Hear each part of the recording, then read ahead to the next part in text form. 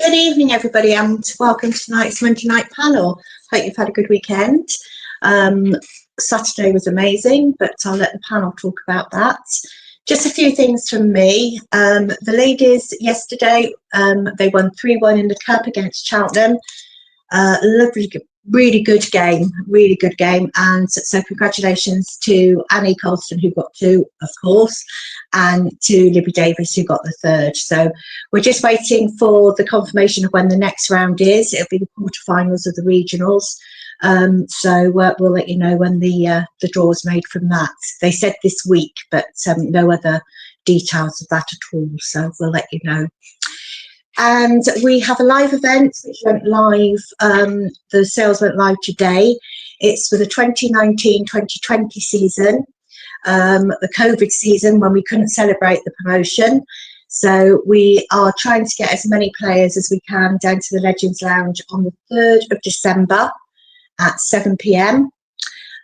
Tickets are £10 and they are on sale from the website at the moment.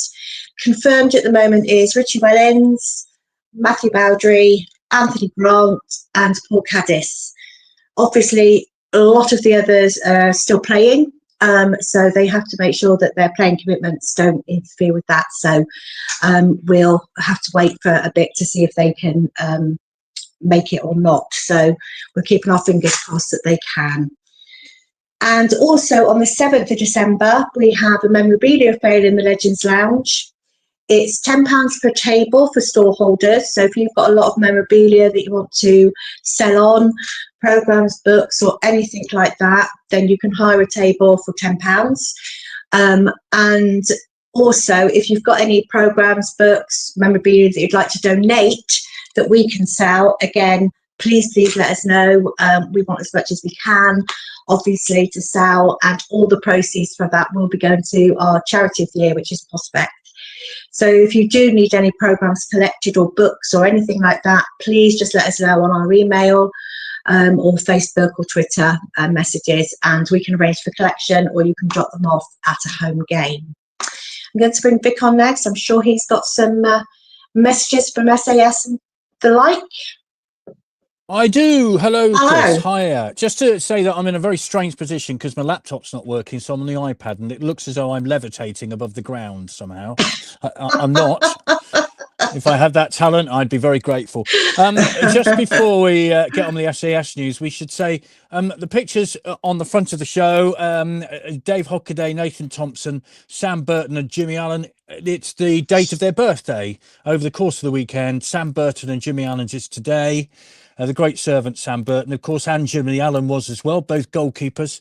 Dave Hockaday and Nathan Thompson also played, and of course the great servants for the town. Their birthdays over the weekend. And also you might have noticed the picture of Pauline and Caroline, who were Maurice Owen's daughters, stood by the picture of their dad in the Legends Lounge. They were guests on Saturday, and it was lovely to see them. The great Maurice Owen, who played over 600 games for the town. So I thought it worth recognising him on Saturday. SAS, just Chesterfield on sale at the moment. Now, that departs West Swindon at 9 a.m, the Nigel Eady County Ground at 9:30 a.m. Members £27, non-members £29. So Chesterfield on sale at the moment. And if you are going tomorrow to MK Dons, departing West Swindon at 3 o'clock tomorrow afternoon, and the Nigel Eady County Ground at 3:30. So that's your SAS news. And also, thank you very much indeed for all the service personnel who turned up on Saturday to make it a memorable Remembrance Day. And thanks to Darren Crook for working so hard to put all that together. So it was a great pleasure to see them all there. And thank you for your response as well, which has been great. It was amazing. The buglers were absolutely terrific. Getting them in sync, it must have been horrendously pressured on there, but yeah, it was brilliant, absolutely fantastic. And I'd like to have a shout out for my little flag bearers, because it was quite hard to get them off the pitch and in position and stood not waving their flags, and they've done a really good job, bless them. So yeah, they've done really well. And just So- one other comment regarding the birthdays. Thank you very much, Steve, for all the comments that you put after the little post that we put up about birthdays. Loads on there. So if you want to go and have a look on Facebook and on X for the comments under Sam Burton's and Jimmy Allen's today, you'll see loads and loads of comments and you can add to them as well. So it's great. Thank you very much. And just one other thing from me before we get onto the panel is Friday night, Falls Rush In, which is on at 9 o'clock this evening. They done a live event at the Legends. It was such good fun. It really was. So I just want to say well done to Fifey and the gang for doing that. It was brilliant. So it was good. So I know Sean was there. So I hope he agrees. So right, let's bring on the panel.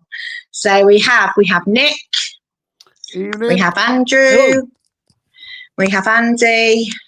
Good evening. We have Becky, and we have Hello. Mike. Who is it? Coat Water. There we go. Right, I will see you later. Floodlit coat water by the look of it with I hope you got a wetsuit on because it'll be a bit chilly tonight. Becky's got an assistant. Is it? Very dark in Devon, I can tell you. Becky's got an assistant, Elliot. Hello, Elliot. Hello. Hello, how are you? You all right? Yeah. Very good. Well, you're joining us tonight to for a little bit to see what nonsense we talk over the next hour or so. So we're very pleased to have you. Thank you very much, Dee, for being there. Right, let's go around the panel then. The basic facts are this.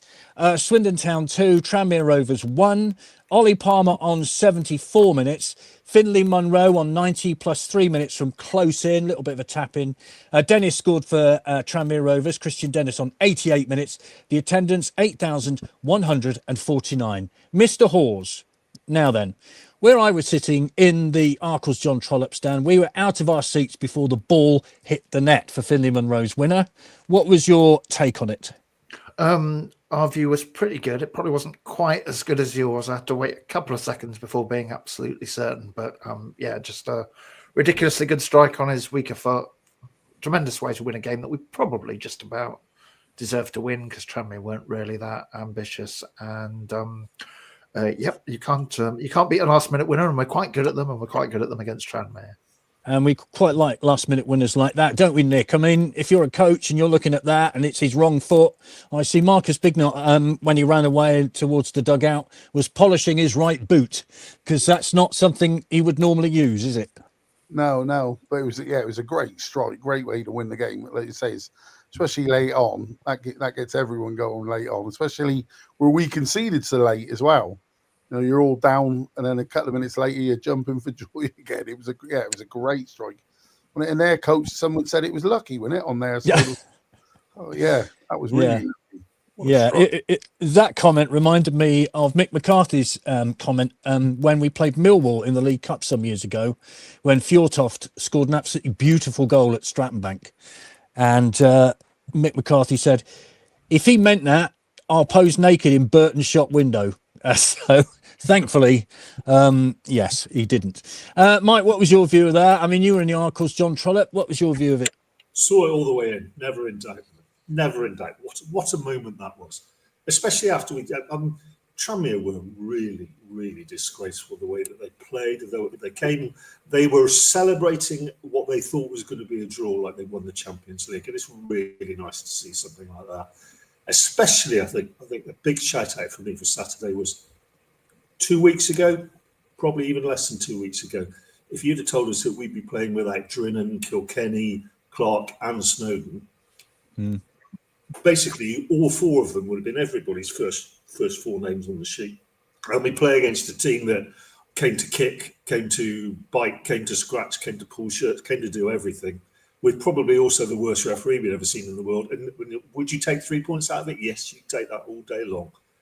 And I sang all the way back down Manchester Road afterwards. Yeah, it was a great finish. Beck, were you there? Because I know you alternate, as it were, but you went Saturday? No, we were actually in London for Gladiators at the weekend, but our friend went to the game, texted us at half time and said, basically, don't make me watch this kind of thing again. We ended up having a couple of messages of, this is rubbish, why do you guys come every week, blah blah blah. And obviously then, you know, we're walking around London and this one jumps out of his seat. Finley Monroe, it's Finley Monroe. So we were desperately trying to watch the goal. What did you think, mate? Good goal. Is that it? Yeah. Oh, okay, just a good goal. So yeah, I think our friends very, very swiftly turned their opinion when they realised actually winning the game, and like you said, winning it with a last minute absolute screamer. Yeah, there's no better way to do it, is there? None whatsoever. Absolutely. Andy, I mean, I think the thing is, when they equalised, I think the air went out the balloon, didn't it? Because you're thinking, oh, here we go again. But you can't write that team off, because if you think of the last minute winners we got last year and last week at Rotherham, you can't actually ever write them off. No, you can't. I mean, I was listening to when Andrew interviewed Finley after the game, sort of like he said, they've got this attitude that they'll get the next goal. And that's obviously been instilled with Holloway. And you're absolutely right. You thought, how are we going to, it was 2 points dropped and you were really staring down the barrel, weren't you? You didn't see, I mean, we have been scoring lots of goals at the end. But, I really did think we were coming away. And that would have made me angry, because I think, as previous panelists have alluded to, that's the worst type of football team. We get them quite a lot, don't we? Your classic Div 2, they're muscly. It's all the dark arts, and sadly, the way the rules are now, with I mean, I know the referee was very poor, but the rules are it's quite ironic, isn't it? Someone can be sort of like beaten up and not get away with it, and then you're 5 seconds late on throwing in and you get a booking. So it's just a farce. So yeah, really, really pleased to come away with that win. Yeah. Lots of comments coming in. This is from Mark. Hi, Mark. What a great result of the weekend. Still buzzing after the game. Tony says, why did the manager receive a red card? Hold that thought there, Mr. Hawes. Maybe you can answer that. First half similar to the Colchester one. Second half great, says Sean. Kevin says, can someone explain why Tranmere had no bookings in the first half? No. What a great result of the weekend. What a wonder goal to win any football match. Let's have a look. Oh, yeah. Can someone explain, if they can, Tranmere manager out of his technical area pretty much whole of the game? I thought this wasn't allowed. So then, Mr. Hawes, can you clear up the red card incident? Yeah, it's I think the official sort of listing is under the foul and abusive language, but it's been apparently getting a little bit spicy between the benches during the game. But I mean, what else do you expect from a former Oxford defender? Well, you used the word beginning with O, which obviously is banned on this particular. Just sort of so that clears that up then, really. What was your view of it overall? Because the first half, well, Nick's going to tell us his highlight of the first half in a minute, which is quite amusing. But what I mean, they're the sort of games. Okay, if you win them, you're doing well, aren't you? Yeah, it was a strange one. We obviously did our bit looking ahead to tomorrow with Ian Holloway today, and I think we probably ended up both using the same word about the first half, or the word for what was missing, which was like intensity, wasn't it? That real sort of extra kind of energy and drive. There wasn't really that much threat from Tranmere, as I think we can say certainly came for their point and were attempting to get it by whatever means necessary. So, but it's like the second half kind of picked up enough, I think, to get us over the line. But it certainly did require a bit of energising at half time, that's for sure. And we should mention Connor Ripley's save in the first half down at his near post, because that was quite crucial, I think, wasn't it, at that particular point. And Adrian says, am I right in thinking Finley is suspended for Saturday's fifth booking? That's right, isn't it, Andrew? Yes, that is right. Before we get several more questions on it, the kind of short answer on disciplinary things is the EFL trophy's in a little almost kind of cocoon of its own. So Drinan can play tomorrow. Joel McGregor can't after getting sent off against West Ham and Munro. Munro has got 5 bookings, but he has to serve it in a league game, so he's out for Fleetwood. But he can play tomorrow if needed. Yes, is that right? He could. Yes. He could if they want to. Yeah. It all makes perfect sense, doesn't it? So Nick, tell us about the highlight of your first half. Well, it had to be the halftime food. Go on, tell us about it. Go on. I've never seen it before. There was a stall in there. They were doing like pulled pork in It said steak and potato pie. I thought it was, but it was a steak pie on mashed potato with gravy. I'd say it's the best food I've had at a football ground. I couldn't believe how nice it was. Well, that's I can't remember seeing that in the articles, but it's a Don Rogers specialty by the sound. Yeah, Don Rogers stand. And they have the coffee machine. You can have lattes, cappuccinos, and all that. Wow. Okay. Obviously, the posh people sit over that side then. What was your take on that first half? I mean, they both nullified each other pretty much, didn't they? Yeah, I thought we had more of the play. They, like everyone's saying, they come for the draw. They didn't, apart from that one chance, and you got to give the goalie credit. It was a good save because if that went in, who knows how it would have, and it could have inspired us to go, more. But yeah, it just looked like it was going to be another 0-0. That was, if anyone was going to win it, you'd think it was going to be us. They were quite happy with the, with the draw and do it like Mike was saying, to do anything they can to get the draw, kind of thing. But it was quite a sort of, you think after the Colchester game, you thought, oh my God, please don't be like that again. Yeah, But, well, it had that feel, didn't it? I have to say, yeah, it did. Yeah, it did. But hopefully, second half, was great, and then it was funny because if if you won 2-1 with the second goal being in the 75th minute, it wouldn't be. You'd think, it's a good win, but because it comes so late, it just gets everyone up, doesn't it? Especially after, like I said, after their 88th minute goal and we get one, it just makes it more in that way. But the first half, that was my worry. But I felt comfortable. I didn't think we were going to lose that game, even in that first half. I couldn't see it unless it was a fluke. Well, it kind of was a fluke, wasn't it? Because it hit the post. Hit the post and he hit him on the way back in again, basically, didn't it? Yeah. Interesting. I was just thinking about what goals to compare it to, and I sort of compare it to Cottrell's last season, who hit an absolute similar rocket to score the Town Endo that time. I mean, it was a fabulous goal, and you go away thinking, do you know what, that's the best game I've ever seen, even though it clearly wasn't. Ollie Palmer took some stick. They were all over him. Why can't the linesman see it? Mike, what's your view? I mean, there was in the first 5 minutes, there were people all over him, and we're all crying out for yellow cards, and no yellow cards were offered. The total yellow cards: Swindon 3, Tranmere 3, which seems a bit ridiculous to me, but he does get an awful lot of stick. He's now got the Harry Smith shirt pulling role, hasn't he? I mean, that was always on the cards from the start. One of the things I've noticed this year is I'm normally a big defender of referees because I think they do a very good job, and they are in the standard that we're playing at with the referees that we're going to get. The majority of them give what they see. I think they don't get enough help from the other officials, and certainly the referee on Saturday, he was getting absolutely no help from the other two officials whatsoever. And the red card that their manager got, I mean, that happened right in front of us. He was standing inside the home dugout. I've no idea who he was talking to because the dugout has advertising hoardings stuck to the back of it. But it was whoever was sat on the far left-hand seat. Their manager was inside the dugout, and we could hear and see what he was saying to them. And the fourth official asked him 3 times to step out. And he said no. And then eventually he actually pushed the fourth official away. That was when the microphone came on and called the referee over, which is why the red card came out, which pretty much was the only right decision that referee made all afternoon. I mean, he was rubbish for both sides. So.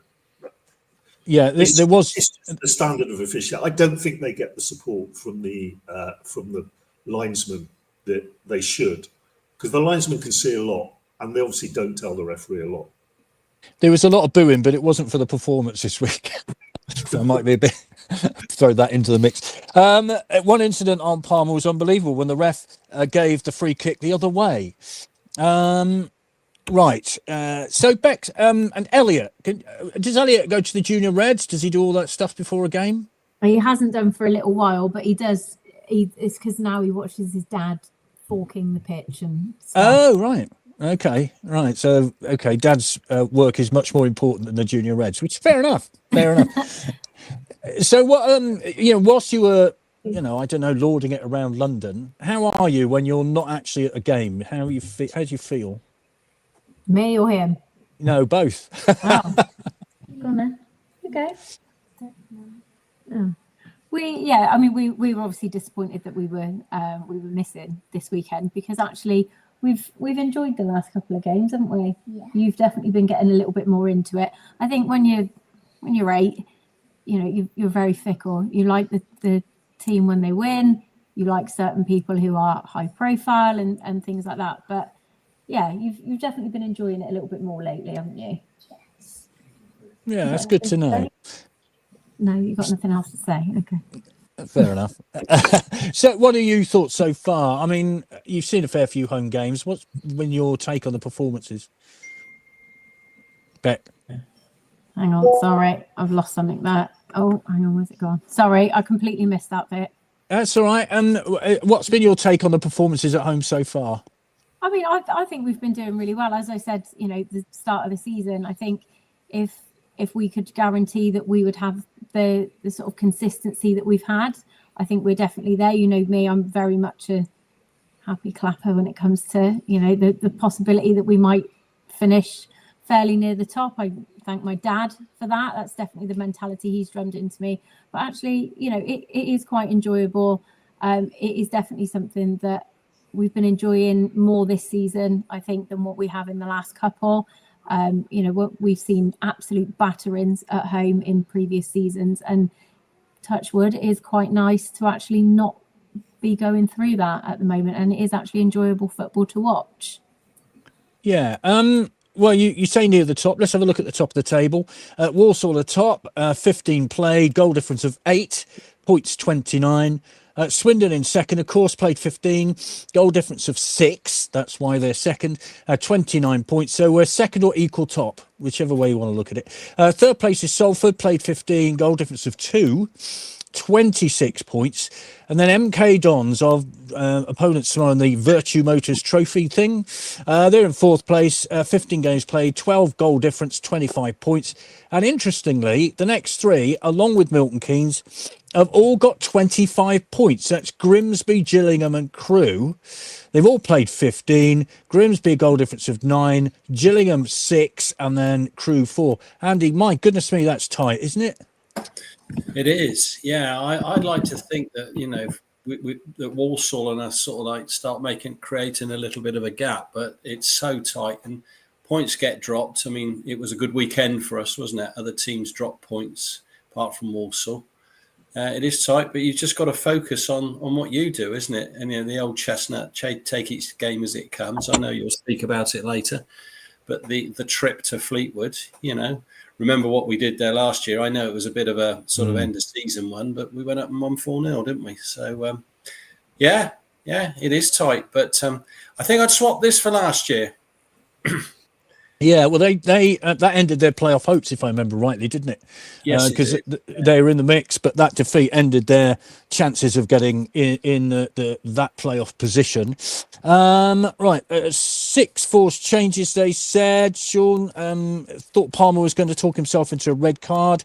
Half-time came just in time. A great win on Saturday against a side who came to frustrate and wind us up, says Rob. Clearly here for a draw, which most of their points have come. A blinding winner, you Reds. Yes, the food is good. Food store in the corner, 5-star. So there you are. That's nice to know.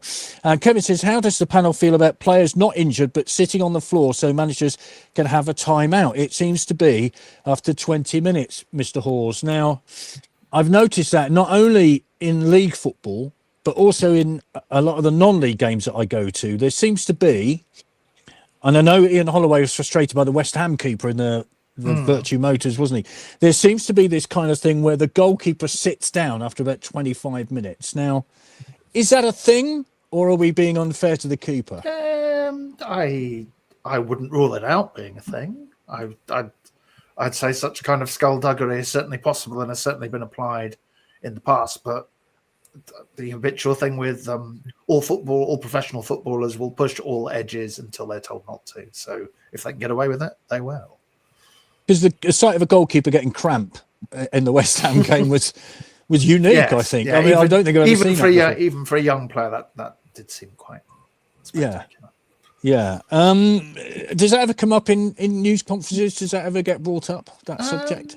I think that Ian Holloway has kind of referred to it a bit or more. more general frustration with the officiating. But yeah, I don't think they particularly appreciated how West Ham tried to see out the time in that game in particular. Nick, you're a coach. So here's the thing. Do you say to a goalkeeper, look, 25 minutes, we're under a bit of a cosh. If we're all right, don't bother. But if we're under the cosh after 25 minutes, they've had a succession of corners, go down. Would you ever say that? I wouldn't. I've never said that, but they reckon over the years, especially lately, that it is coming more common, aren't they? Are they saying, is it like the 60th minute they do subs, in this minute they do an injury so they can get it? That is getting more and more common in the game. You know, the tactics I'd ever use is, get rid of it. Don't play in our half for so many minutes. Get it up in their half if we're under the cosh. But I never tell someone just to go down for the sake of it, just to waste time. Interesting. Is it game management or is it cheating, would you say? Probably a bit of both, isn't it? Really, it is. If you can get away with that kind of tactic, especially when you're winning, I'm a big believer. If a defender puts his leg out, it's there to be dived over if you have to. I've never. And is that cheating? Well, the leg shouldn't be dangled out there if it was, and stuff like that. So there's all different ways. Some people say it's, skullduggery in a way, and some people say that's cheating. If you get it, it'd be great tactic. If it's against you, it's cheating. It's like anything, in it. We all say that, but I've never been one to blatantly cheat in a game or foul someone in a game or do something. I've never been that. Go and kick that player, getting hard, but stuff like that. And I've never been one to say, fake an injury to waste time. Fair enough. This is from our background correspondent, John, who is now no longer our northern correspondent because he's moved back to the White Horse County. He says, hi, Nick and Mike. What are your houses like? Andy, standard. Beck, nice kitchen. And Elliot is the only one with kit on. So well done to Elliot. Andrew H, 2 shirts. Good to see. So you've got a plus mark there. So well done for you, Andrew. So Elliot, I think you're today's winner on the background. So well done to you. Let's have a look. I don't think we're playing our best yet. It is changing, and stronger team efforts and high team spirit, not giving in. And Vic, I've noticed Saturday on the Stratton Bank, the digital screen hasn't been working this last couple of games. Do we know why this is, Andrew? Any idea? No, I must admit I hadn't spotted that, which maybe tells us something about the impact of the digital screen. Okay, fair enough.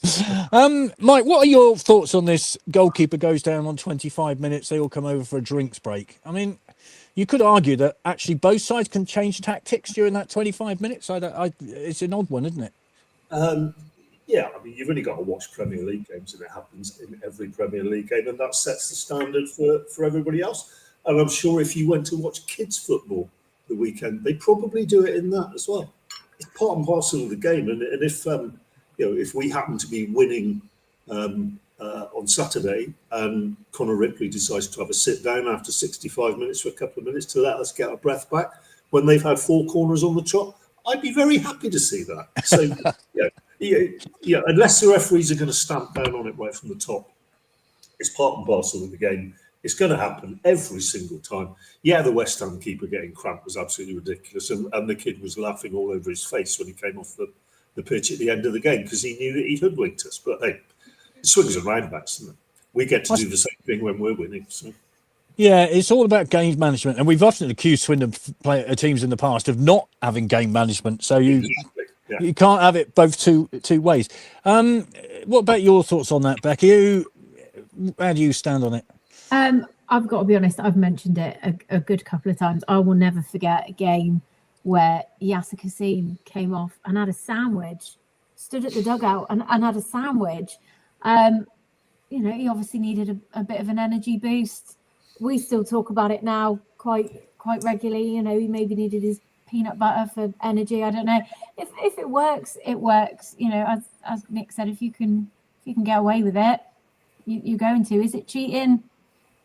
Yeah, it probably is, really, if you're deliberately doing it. But as you said, I'm sure that they do it in kids' games. We've seen just as bad in grassroots, haven't we, mate? Yeah.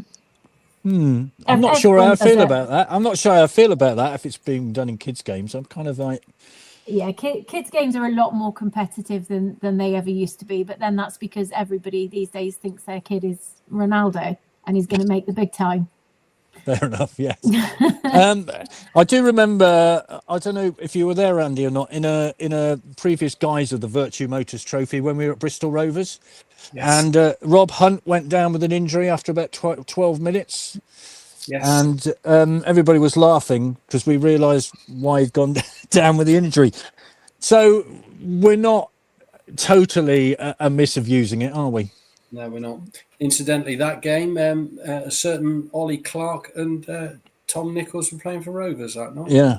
In midfield. No, we're not. I mean, I was thinking actually, our other love, Vic, cricket. It's all creeping in there, isn't it?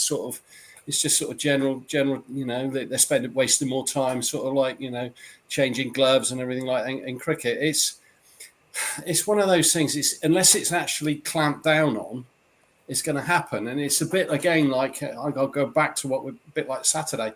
It's the interpretation of rules and how much you're getting away with. And I fail to understand. I'm old school. I cannot understand if you cannot physically grapple someone to the ground, and that's deemed a legitimate tactic. I can't get that. No one will ever explain to me that is not a foul. But the referee doesn't pick it up, so you do it. And it's been the 8-second rule. If he can take 15 seconds and gets away with it, he does, doesn't he? Yeah, they're always pushing, like Andrew said, they're always pushing the thing.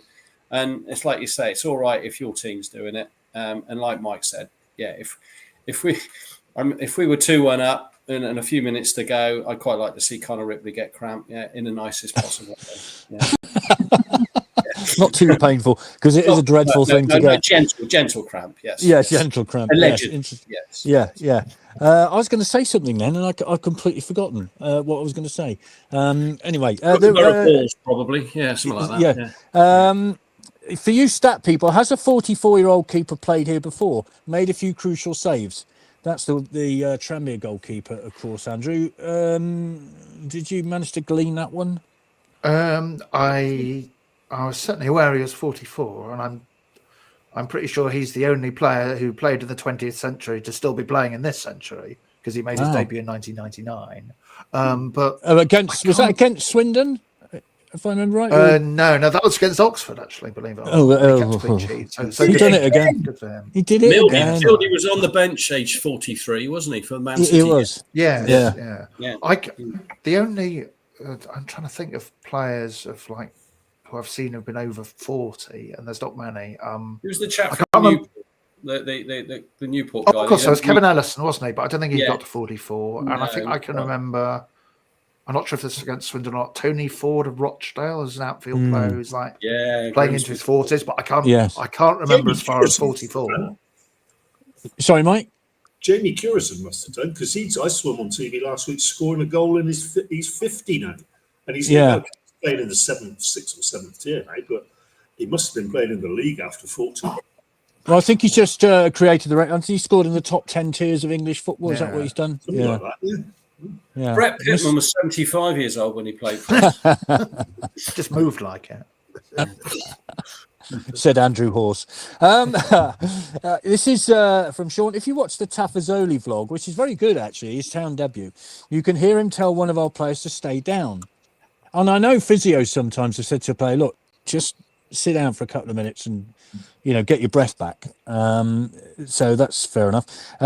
Ref was awful on Saturday. Digital screen in Stratton Bank is not working. Why? We don't know. And Dead Rubber versus MK Dons Tuesday night. Well, it's not for reasons we'll explain in a minute. I think the screen is in the wrong place. Needs to be moved to the back. If Stratton Bank is opened, it will restrict view on some seats. Shirt pulling, is that still allowed? And get away with it? No, it's not allowed in football. It used to be a yellow card, didn't it? But for some reason they've stopped doing that. And Sean says you should have a swear box, Mr. Hawes. So you could be on a yellow card in a minute. It's at least a tenner so far, isn't it? Yeah, it is. And we mentioned the colour yellow as well as that name, so that's not good, is it? Chick Bates was actually there was a police incident when he swore at Vinnie Jones back in 1989. The police got involved because he said, "You effing idiot." So there you go. How times have changed. Yes. Right. Okay. On Saturday, the possession, Swindon 55.1%, Tranmere 44.99%. Shot, Swindon 18, Tranmere 8. On target, Swindon 7, Tranmere 2. The goalkeeper saves, Swindon 1, the Ripley 1, Tranmere 5. Passes 396 for Swindon, 329 for Tranmere. Accuracy, Swindon 70.7% and Tranmere 64.4%. The one thing I wanted to say to you, Nick, was the tackles won by Swindon, 94.1%. Tranmere 63.6%. That's pretty high, isn't it? 94.1% of tackles made. Yeah, that's great because you're winning your battles. That's what you want. You love that as a coach. If you're winning your battles, that puts you on a great standing to go on and win the game, which is exactly what Swindon done. So you always look at your stats, even though nowadays stats is so big and everyone looks at stats. Is stats that? But that's one of the first ones you would look at because you're winning your battles there. And do you do it as a 1 against 1? I mean, is that how you look at? Do you approach a game like that? It all depends who you're playing. Certain players, they're star players, or certain things you want to look at how you're doing against them. Like, for example, last week with Liverpool winning in the Champions League, how well Bradley done against Vinicius.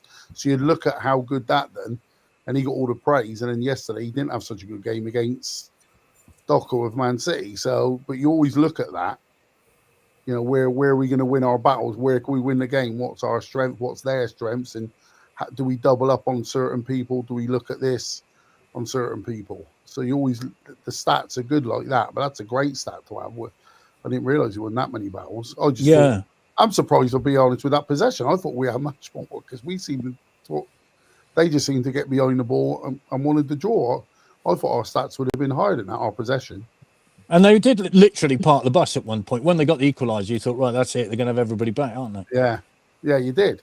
You thought that's it because they were doing that all game and they got a fluke of a goal to get them back, to tie the game up. So you definitely think then that we've blown this now. But again, the greatest thing at this season is we do score so many late goals. Yeah. So you always believe. You got the belief, especially when you put so many strikers on, so many forwards plays on. You've always got the belief that you're going to score at any time. If I give you two names, I thought Glatzel was wonderful on Saturday. He was at Rotherham as well, and also Joel McGregor, who looked back at his best as well, I thought, on Saturday. Had a really, really good game. And another name I'll throw into the mix, Glennis reminded me of John Burridge, Budgie Burridge. Remember him? The goalkeeper? He was well over 40, wasn't he, I think, when he played? Yeah. So what about the stats, Mike? I mean, that is a pretty good one, 94.1 of tackles won. Which, in a game as physical as that, sorry, what? It's quite extraordinary, that stat, because I seem to remember us missing a lot more tackles than that. I just feel sorry for the guy who has to sit there counting them. And how can they possibly get them right? Because quite often there's 3 or 4 in a second. But if that's a correct stat, it's absolutely extraordinary. Well, it is correct unless I've misread it, and it's 44%. 9.4. 9.4, yeah. Yes, and he's how many kilometres does Glatzel do this week? I mean, he's extraordinary, Mike, isn't he? I mean, he never stops, does he? He is the original Duracell bunny, isn't he? I took a long time to come round to Glatzel. So I wasn't sure about his impact in the team, but this season, I think it's been absolutely magnificent. And like I say, he just does not stop running. And he played in 4 different positions on Saturday. And he was affecting the game in all 4 positions, which you can't speak more highly of the lad. The other name I'd like to throw in is Babete, because I thought he was brilliant Saturday. And I love seeing him back in the team now.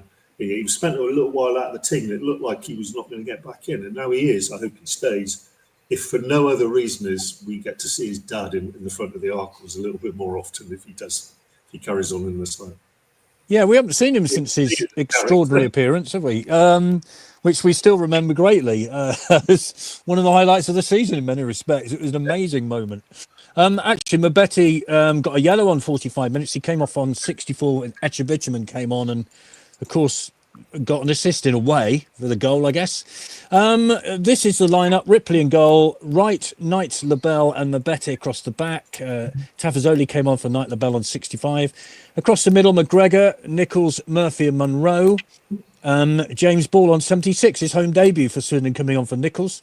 Billy Bowden on 64 for Murphy, and a yellow for Munro on 89. And then Glatzel, Palmer, and Oldacre. Delaney on 81 minutes for Palmer. A yellow on 45 plus 4 for Palmer as well, and then Oldacre. Darren Oldacre, Beck, I know you weren't there on Saturday, but what's been your take? Because I think the last couple of games, he's looked really impressive. I'll let the Oldacre fan answer this one. And what do you think of Oldacre, mate? Oh. He's a firm favourite in this house. I think from the start, Elliot was quite taken with him. Even we saw him at the Outlet Village, and Elliot made us chase him around a couple of shops trying to say hello to him. So he's definitely a favourite within our house. I'm still not 100% convinced. I've seen some average performances. I hate to say that because, whatever they're doing is obviously miles better than the way I'd be able to do it. But yeah, I'm not 100%. He's not my favourite, I must be honest. Oh, right. Even though he's Elliot's favourite. Yeah, we disagree about favourites quite often. Okay, fair enough. We have done for a number of years now. This is the Harry McCurdy fan. You do like Munro. He chases the glory, this one. Oh, fair enough. Well, nothing. I don't mind if you chase the glory as long as it's Swindon players and they do very well. That's fine. Yeah, we don't do Premier League glory in this house, do we? No, quite right. Rich reminds me, of course, that Ronaldo is still playing football, and what is he, about 52 now, isn't he? Ronaldo, he's getting on a bit, isn't he? This is from @See What I Found. It was only the second League Two game for the referee in 2 seasons. Been officiating in the Championship all that time. They must play to different laws there. Excuse me, getting over a cold as well, so apologies if I choke. There we are. Only second League Two game in 2 seasons, Andy. It kind of showed, didn't it? Mm-hmm. Well, it did. I mean, like I say, rules are changing all the time. He clearly wasn't up to it, was it? It was just some bizarre decisions. I mean, the irony, wasn't it? The Ollie Palmer was getting sort of hammered. And then I think he was he the first booking, or was it Mabeti? There was sort of some jostling in the penalty area, wasn't it? And he was the first booking. Yeah. I mean, it's like Mike. I try not to get too het up about referees. I think our frustration was in the first half is that we weren't really sort of playing that well, and the referee will cop it that way. I think we've got to sort of point out, like we said, we did have 6 changes in that side from the Rotherham game, and so that takes time to sort of bed in and gel. So, and then against a team that's got absolutely no interest at all in really, it's probably one of the worst teams I've seen down there actually. One of the biggest criticisms I got of Swindon this year is that we haven't totally dominated a game for 90 minutes. And I know that's a really hard thing to do, but we have periods. But I can't really say at any stage on Saturday, did you ever think that Tranmere were in the ascendancy, were you? All right, they had that chance for Conor Ripley and they scored that somewhat freak goal. And I'm not saying that Swindon were playing really, really well, but that was probably the most, where we were, well, the tackles show it, one of the most dominant performance that we've had, actually. Yeah. Some news just in, by the way. The Swindon Town women, who beat Cheltenham 3-1 yesterday, have been drawn at home against AFC Bournemouth in the quarter-final of the FA Women's National League Cup. That news has just come in. So it's Swindon against Bournemouth in the quarter-final of the Women's National League Cup following their 3-1 win over Cheltenham yesterday. 2 goals for Annie Coulson, obviously. 1 for Libby Davis as well. So well done for them. They've got a home draw against Bournemouth in the next round. They've had an extraordinary start, Andrew, haven't they? I think they're 100%, aren't they? Yeah, they still are. They're still rolling over. I think that's quite a tough one, isn't it? Because I think Bournemouth won last year's league, and they've got a bit of Premier League money behind them. So that will be probably the best test they'll have had so far, I think, of their their perfect record. But no, they are in tremendous form. Yeah, I mean, hopefully it'll be a big crowd for that one. Not sure of the date, but it's a home game against Bournemouth, so that's pretty good. Let's move on to Fleetwood then on Saturday. Should we briefly mention MK Dons? It was mentioned earlier, Andrew, that tomorrow's a dead rubber, but it ain't, is it? No, so essentially Swindon have to win by 2 goals. If they do that, they qualify for the next stage. Anything less than that, and they're out. So it's essentially between Swindon and Reading as to who goes through. Hopefully that's not fine, saying Reading. No, you're all right with that one. So it's a pretty straightforward scenario in that case. But no, Swindon could go through it. It's very dead for MK Dons, though. It looks like Nathan Thompson's going to play for them, I think. So you can all wish him a belated happy birthday if you wish. Yes, absolutely. A great servant of ours, of course, and still very much involved with the Phoenix charity in Swindon too. So, I think still lives in the town, if I remember rightly. So, yeah, we'll give him a nice welcome, I think, tomorrow. It'll be interesting to see what the crowd is. I think we're taking less than 200, Andrew. It's a humongous stadium. I mean... Yeah, I think in all seriousness, I think there's every chance of less than 1,000 people knocking around that stadium. Wow. Because MK are out. They didn't get much more than that for their first game against West Ham. I actually, out of curiosity, because I should have better things to do, but I do not. I went on the MK website and looked at the kind of tickets there. There appeared to be like 3 blocks of the stand open.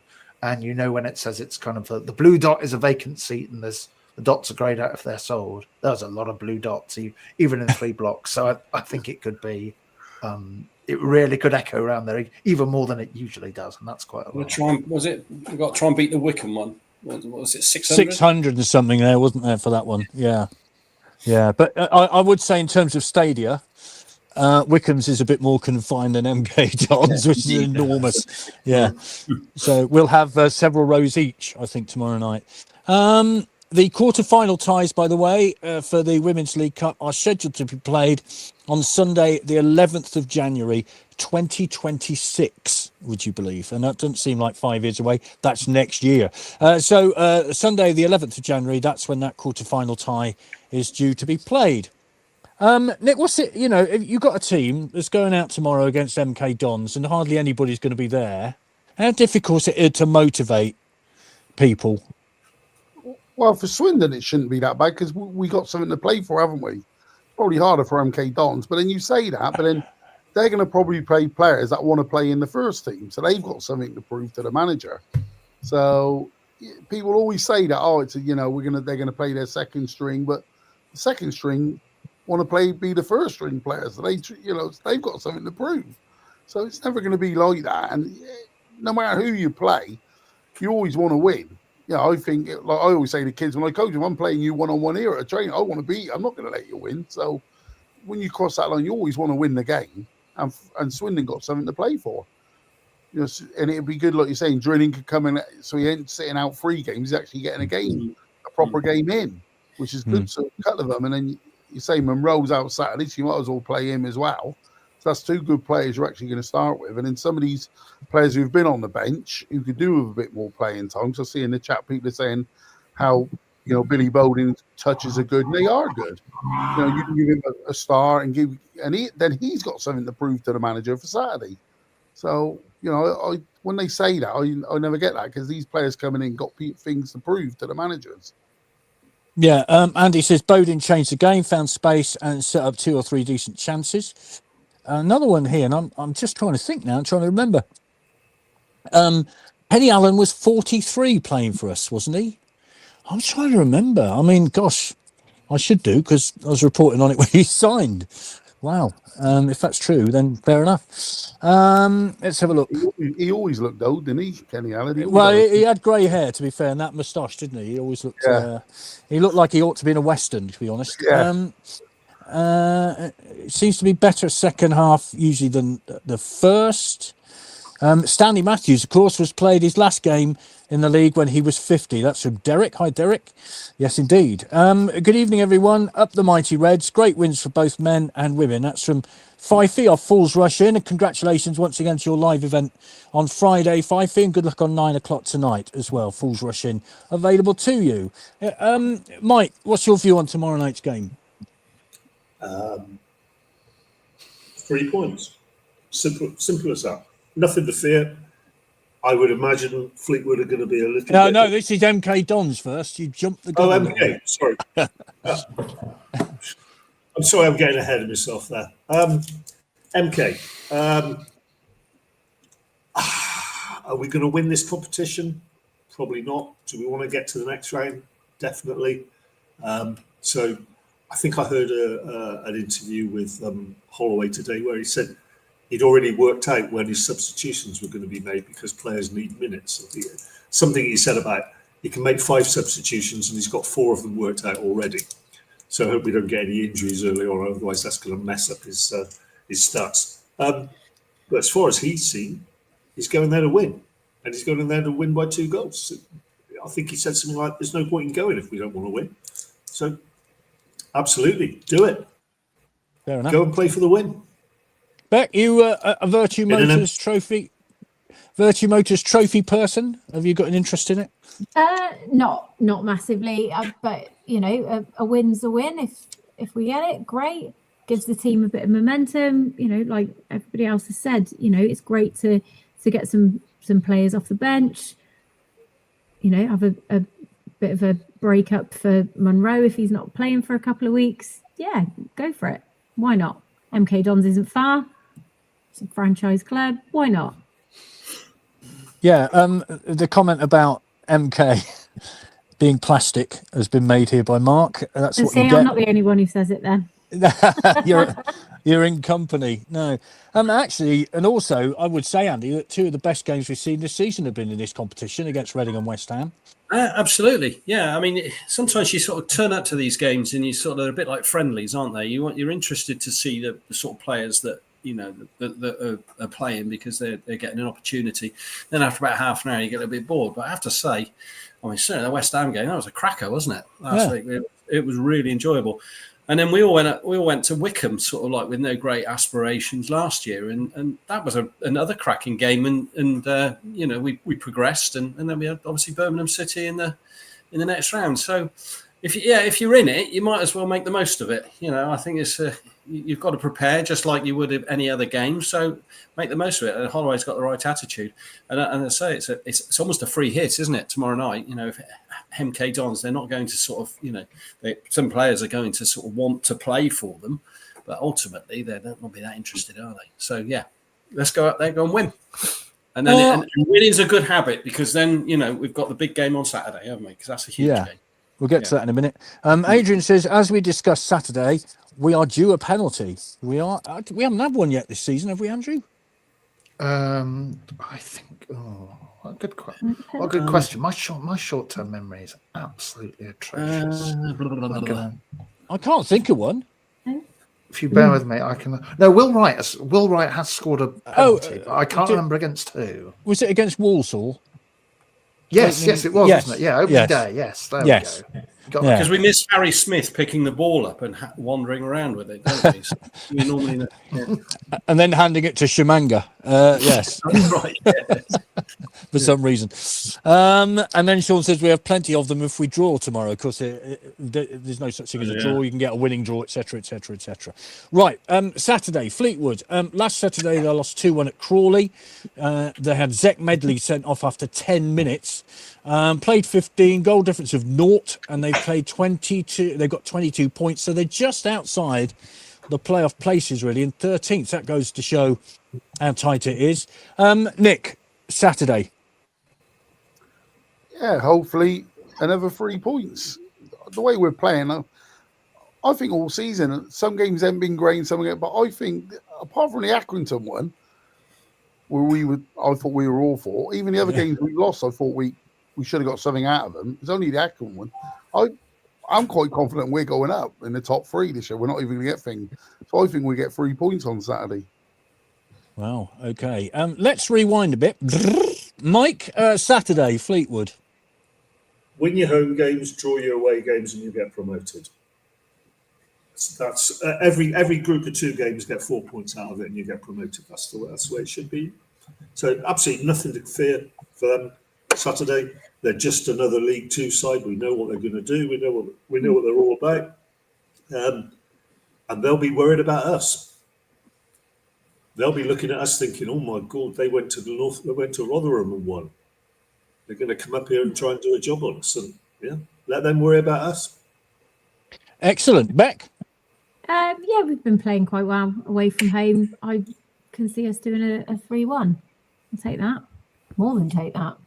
I'll happily take 3-1, yes. It was a terrific performance last season. I remember Glatzel torn to pieces, and Nnamdi Offabor scored a goal up there as well. It was a terrific performance. Andy, are you confident? I mean, goodness knows, it's just after midnight. We're probably leaving to get to Fleetwood, but yeah, I'm just about to go and picking you up, aren't I? Yeah, going in a minute. Yeah,